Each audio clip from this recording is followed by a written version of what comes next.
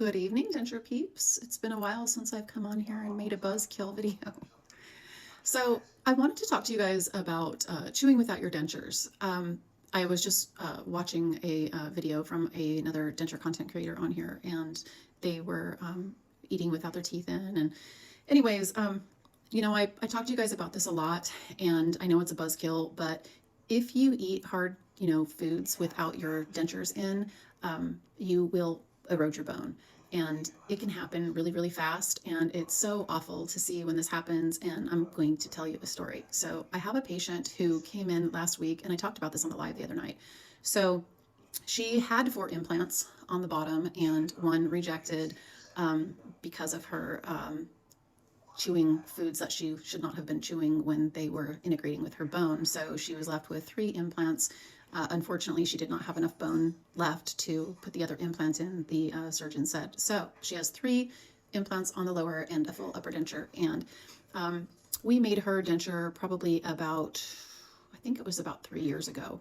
And she came in about a week ago and said that she thought she needed a reline or a new lower denture. So I did an examination, and unfortunately, she had been chewing without her dentures in for, I think she said 4 months, but honestly, I think it was much longer than that. Maybe 6 or 7 months, but according to her husband.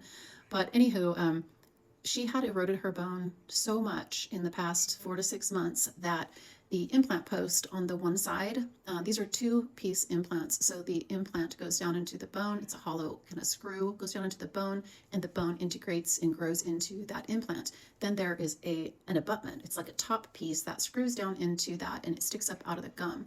And only the top part of that abutment is what is exposed outside of the gum. The implant is in the bone underneath the gums. So she had been chewing and chewing and chewing, just against her gums, and her husband didn't realize how bad it was.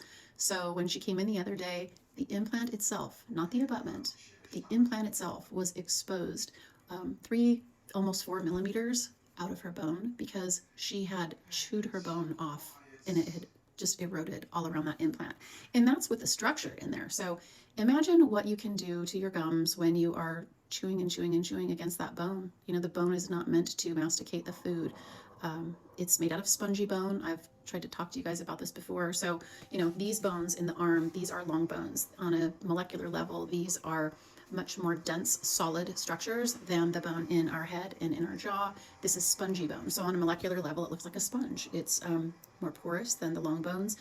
If you could picture like Swiss cheese or a sponge, it's, comprised of many holes and networks of bone. So it's broken down much easier than, this kind of bone. So especially on the lower jaw, because the lower jaw is the one that's grinding and grinding and grinding against the stationary uppers, this bone gets worn down really easily when you're chewing against just the bone. So just trying to, save you guys, and, I want you to preserve your bone. Implants are the best option if you do have to have your teeth pulled, but not a lot of people can afford implants.